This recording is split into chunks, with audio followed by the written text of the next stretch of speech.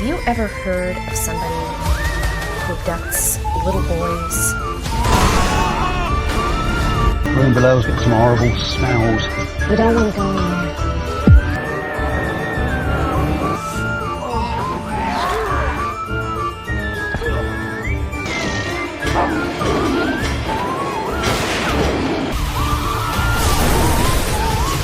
What are you doing?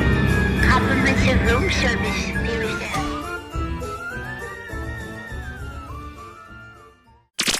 Hello and welcome to another Dollar Store Drive-In. I'm your host, Laura. I'm Joel. And we're the Newly Duds.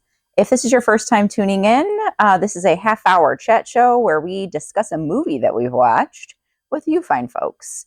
If this is not your first time watching, welcome back. If you're listening to this, you probably are listening to it on your podcasting app of choice, but we usually upload it to Spotify, so wherever it goes from there, we don't know.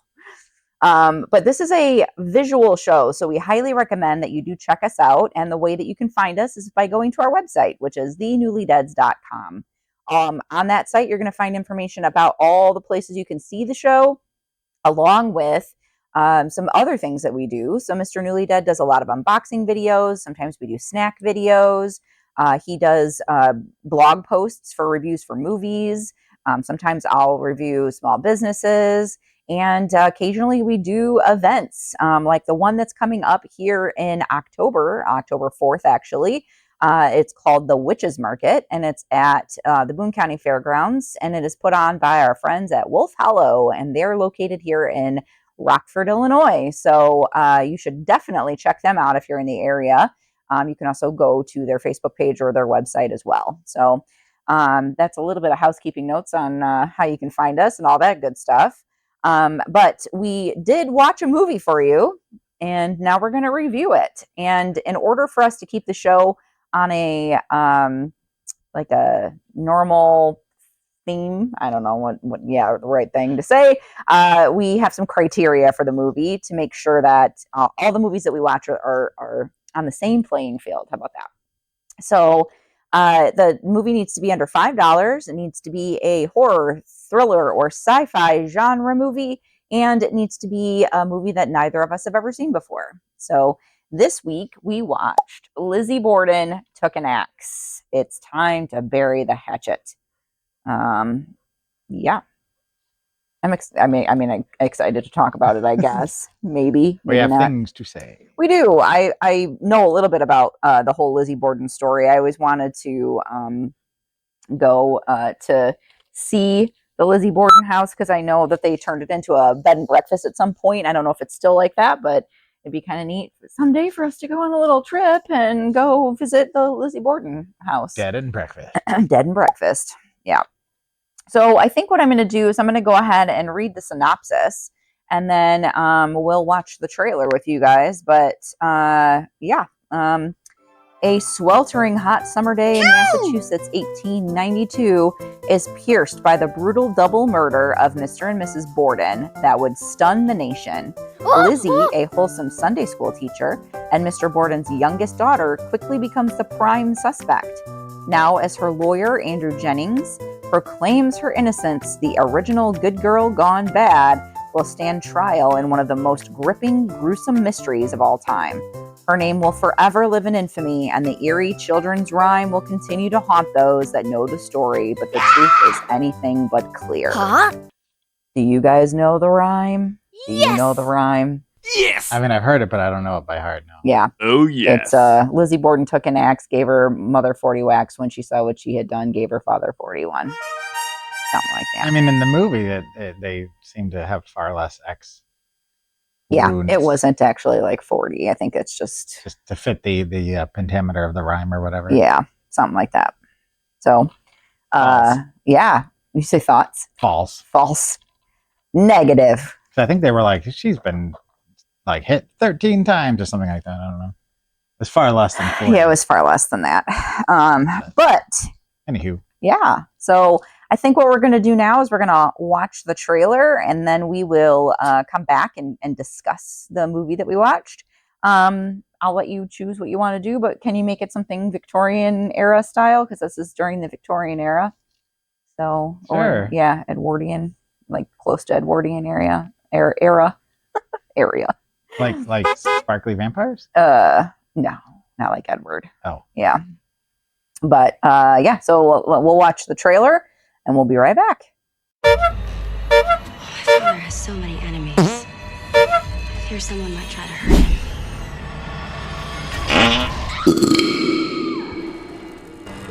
Did you love your father? He was known to be difficult. Don't think you're going to the party tonight. Aren't you a Sunday school teacher?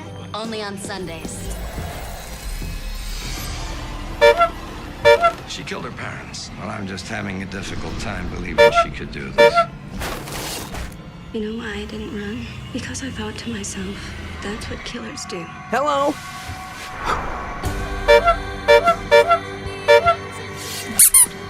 She's an insane woman. Did you see your mother upstairs? Miss Borden, did you love your mother? She's not my mother! Oh my god. You are a murderer.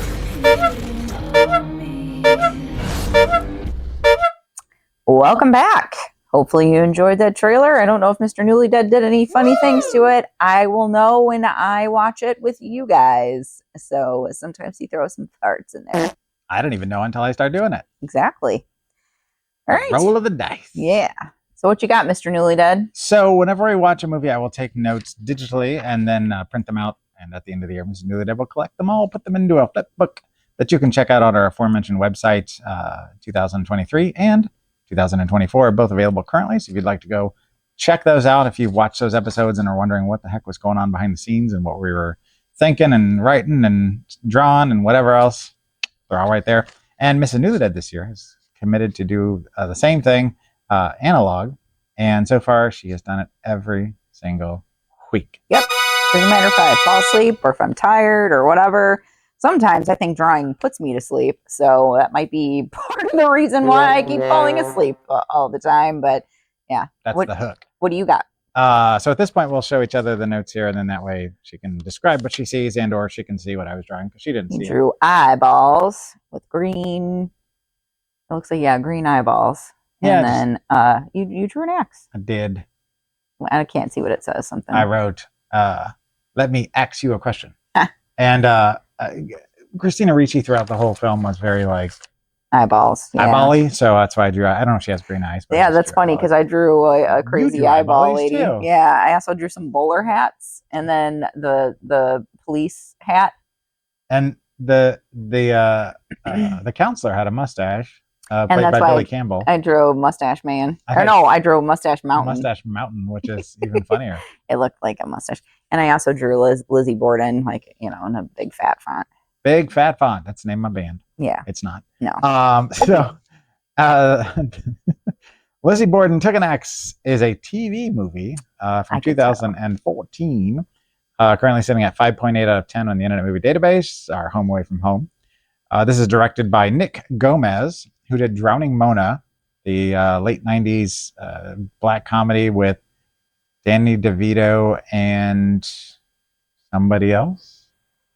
Like Bette Midler or somebody like that. I don't know. It's like a dark comedy. Cool. The Laws of Gravity, which I've heard of, but I cannot remember anything about, so I can't tell you who's in it.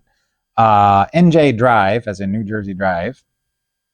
Something called Ill Town, which sounds like a place that you don't want to go. And some TV stuff. This was written by Stephen Kay, who wrote The Last Time I Committed Suicide. The Mod Squad. Yep, the Claire Danes, Omar Epps adaptation of the TV series, and quite a few TV movies as well. As we mentioned already, this stars one Christina Ricci, who was in Buffalo 66. It's on the shelf.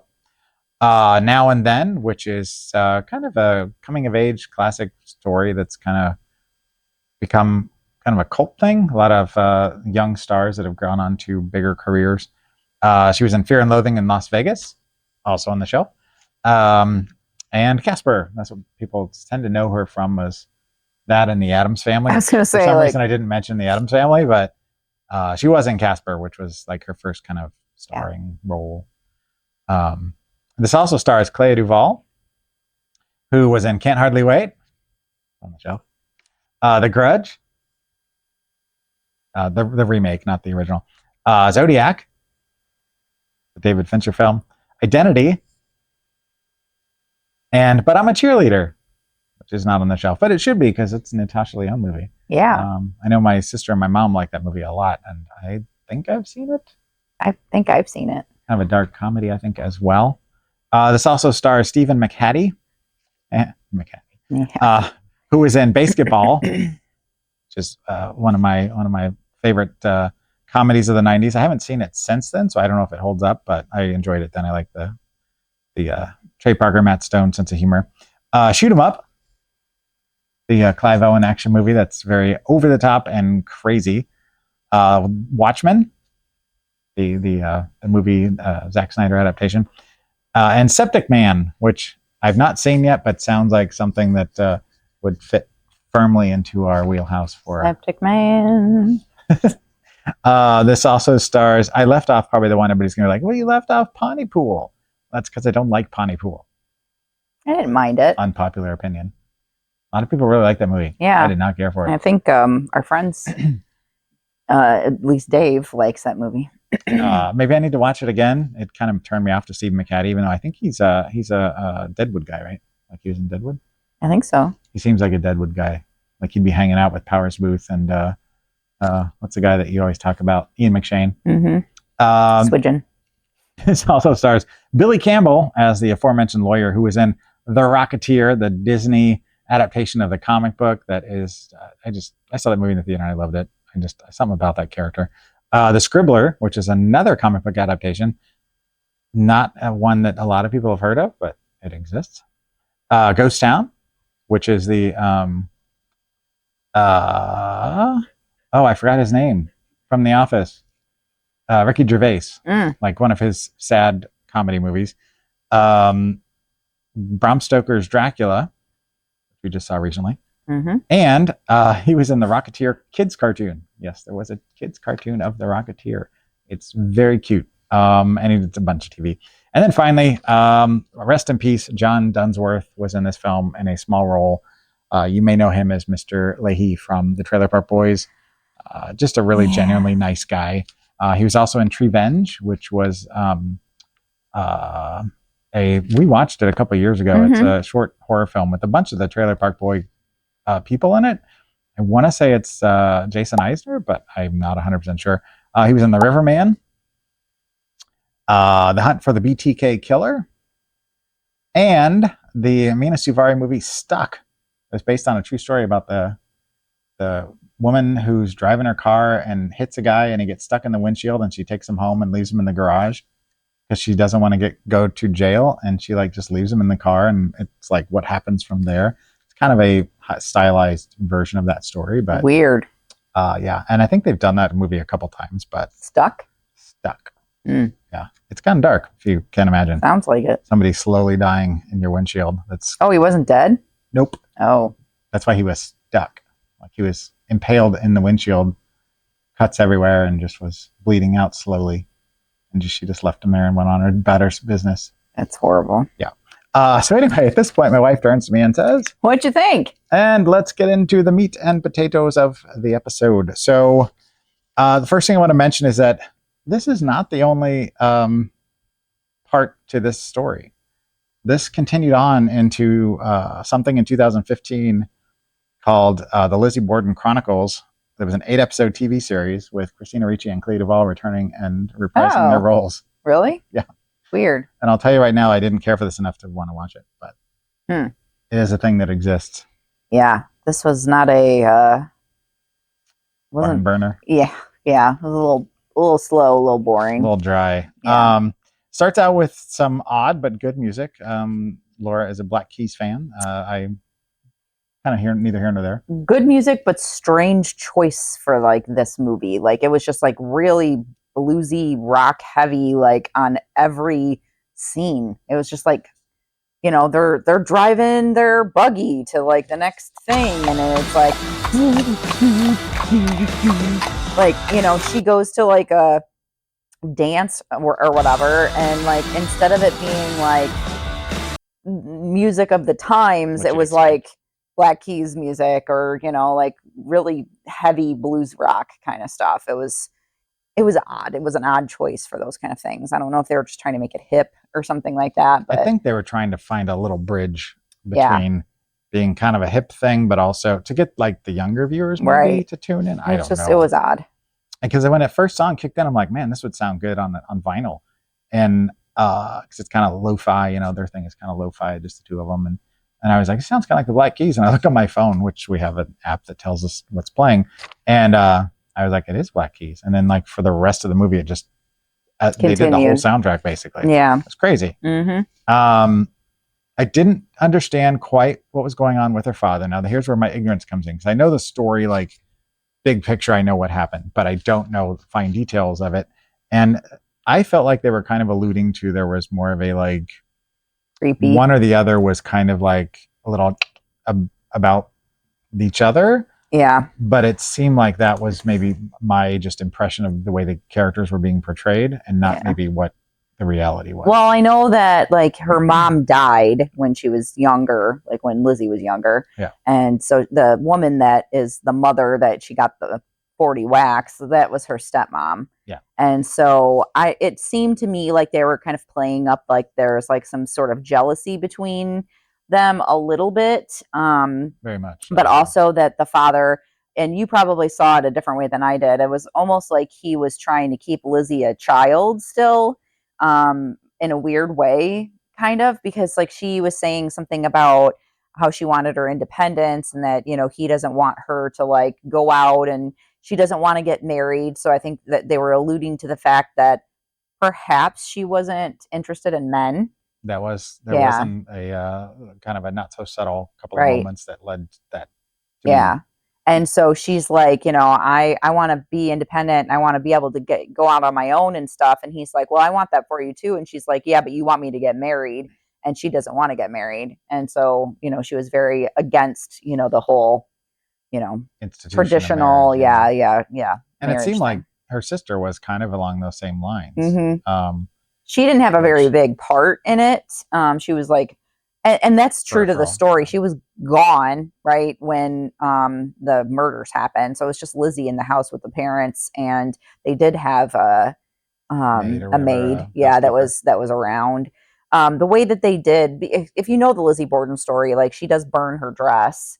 They did show But that, from what I remember, and I don't know if they said this because spoiler alert, I did kind of fall asleep a little bit because it was not a riveting movie. It was very slow paced and when like I said, sometimes when I'm drawing it makes me sleepy. So but I know the Lizzie Borden story. So the whole story of it is like she had her monthly thing and like she got blood on her dress and that's why she ended up burning it. I think is the story. She said it was stew. Well, she did have stew, on it when the guy saw it, but I think they were kind of playing a little like loose with that whole storyline.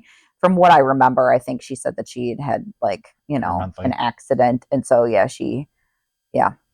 I do want to mention that the other lawyer that was, there was Billy Campbell, which was her lawyer, and then the other lawyer that was for the what was it? Prosecution was played by Greg Henry, who, if you we recently finished Gilmore Girls, you may know him as Mr. Huntsberger. Anyway, just had to mention the dad. So I was kind of curious how they would turn this into a series. So that part of me kind of makes me wonder, because at the end of the movie, I mean, I don't know how true they are to the actual story that happened, but is it what happens after that? I don't know, and I should have looked that up a little more, and maybe I'll put a little note here, but. It felt kind of like an old school exploitation film, like an Andy Milligan film to me, a little bit, but without the nudity or the kind of excessive gore. There was some gore to it, but it was mostly the father's face, and it was very like, it almost looked like it was possibly CGI'd. I don't know for sure. It was very like early, kind of sketchy, you know. I guess it wouldn't be early CGI because that was like 2014. Yeah, like 10 years after CGI kind of took hold, right? And I thought it was kind of funny because she was kind of getting a little stressed out, and John Dunsworth, the doctor, is like, I'm going to give you a shot of morphine. I'll do those twice a day just to calm your anxiety, and here's some pills as well. And I'm just like, Yeah, I mean that's what they did do back then. It's crazy. And they here's some cocaine, right? We don't want any hysterical women. Yeah. Because then they got to go to the asylum. Right. Christina Ricci like chewed the scenery every scene. Like most of the people were pretty sedate. It was very overly She dramatic. was like, yeah, just over the top. like, I'm gonna be out there. Yeah. It felt kind of like a film made by executives, like by committee, because a lot of the things in it felt like, okay, we've got this story here. Let's get Christina Ricci. She's a name right now. Let's get Clea Duvall. She's kind of a little bit on the outside of things, but she's having a little resurgence. Here, let's grab John Dunsworth because maybe this is a Canadian production. I'm not sure. And they're like, hey, he's Canadian. And they're like, and it just kind of was like a mixed bag. Like I didn't feel like all the people were right for their roles. It felt like somebody was really like playing with fast and loose with that because they could. They had a contract with them. I don't know. It didn't feel natural. Yeah. And despite all that, I mean, it still was kind of an above average TV film. It was. I mean, it had good actors in it. The soundtrack was good, albeit weird, and so it felt like it was like one step above your average made-for-TV, Lifetime original, but slightly below the entertainment value of an asylum film, which is those are just fun. Yeah. It seems like the number of explos are far less than the children's limit, which I already mentioned, and then they get to the end of the trial and they were like, she's not guilty. And it's like, yay, everybody's happy. And they go home, the sisters go home to live their lives and get their inheritance and whatever else and just kind of start their lives over. And the sister's like, talking to her and Lizzie's like, do you really want to know what happened? And she goes up and whispers in her ear. You don't hear what she says, but the look on Clea's face kind of makes you go, oh, she just confessed to her. Right. But they never say for sure whether she confessed to her. They never, I don't know, in the story, if I don't know if she was convicted or not. I assume she must. No, she was acquitted. Yeah, must have not been. And I don't know what happened after that. That's why I said it's a mystery. Like they never did solve it. It's just it was a strange choice again. But I don't know if it happened. I don't know if anybody ever was, because double jeopardy. I mean, I don't know how that would apply. But if you've already been tried for a crime, you can't be tried again. Unless there's some new evidence. Something new, like right? Right. If you've seen the movie with Ashley Judd and Tommy Lee Jones, you'll learn all about double indemnity or double jeopardy, not indemnity. That's a Hitchcock movie. Anyway, so you got anything else? No, I know you fell asleep. Yeah, I know. Do you have some final thoughts? Yeah, I do. I was just checking to see how we're doing on time. For those of you who don't know, we have a timer down here that keeps us on track. That's how we keep our shows. At Sometimes if the I'm right doing time. this and looking, I'm like, oops, I forgot to set the timer. It's not like we're just having a little bit of mild narcolepsy. We're actually looking at a timer. I mean, I probably do have a case of mild narcolepsy. I do fall asleep a lot. We're just really, really tired. Sleepy all the time. A little column A, a little column B. So yes, my final thoughts are, I didn't like it, but I didn't hate it. What we got was just so-so, despite all of the names. And I didn't write any final thoughts down, but I do have a final thought. And that would be that as much as I love Christina Ricci and Clea Duvall, this movie fell a little flat. That's putting it nicely. Yes. And so what would you rate it out of 5 like dresses, like old-timey, dresses, like Victorian style, dresses? I was almost going to say hoop skirts, but that was later. Yeah. Well, was it later? Hoop skirts was probably like a long time before that. They had them then, and then hoopy things. I was thinking of poodle skirts. Oh, was what I was getting confused with hoop skirts for some reason. Anyway, not to be confused with Hoop Dreams, which was not about skirts at all. So I ended up, just because of the cast and primarily, John Dunsworth, I'm just happy to see him in any role that he could get outside of Trailer Park Boys. So I landed at a 1 out of 5. Yeah, same. 1. And since it must have done okay for them to go ahead and make an 8-episode series, which I'll have to look into and get some background on it because I'm curious what it's about, but I don't know that I want to see it. Yeah. Unless it got really high ratings compared to this, and we shall see. I'm going to blow it up. Oh, no. There it goes. Whee! Okay, so if they don't want to watch this movie, what should they watch? This was easy. And now I could have picked any of the other Lizzie Borden films that are out there, because there's a bunch of them. But I didn't, because I don't know that I've seen any of them. And that's me being honest with you, the viewer.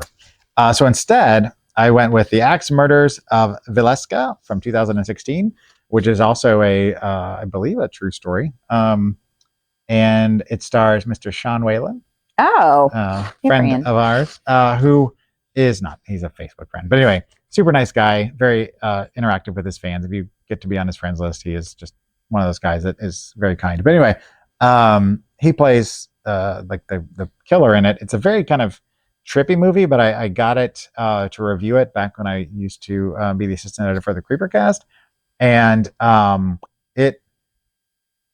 was expecting it to be not great, and it turned out to be just it should be on the shelf, but I just haven't ever found a good deal on it. So it's on point, and yeah, you should see it. We should watch it again. It's a good movie.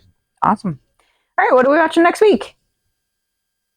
Oh, there it is. So we're back to the same set. We already watched the first film on the set, so we're on to the one right below it. Okay. The second film. This is on the 10 movie horror collection. This is from 1997. This one?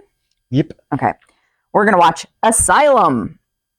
It's a very short synopsis because it's 10 movies 10 on here. movies. I mean, it's real short. Real Paquito. A private investigator discovers that a crazed murderer lurks the halls of a mental institution.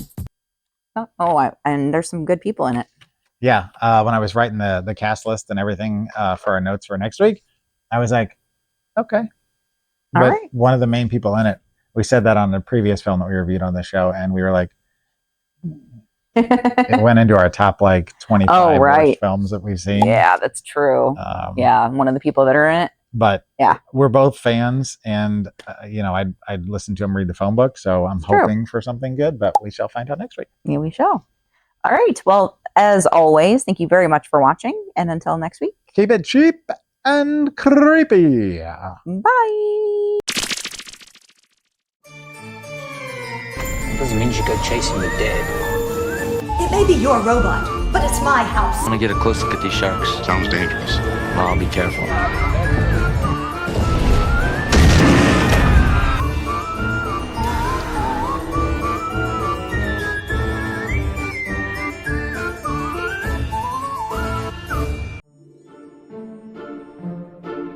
Thank you.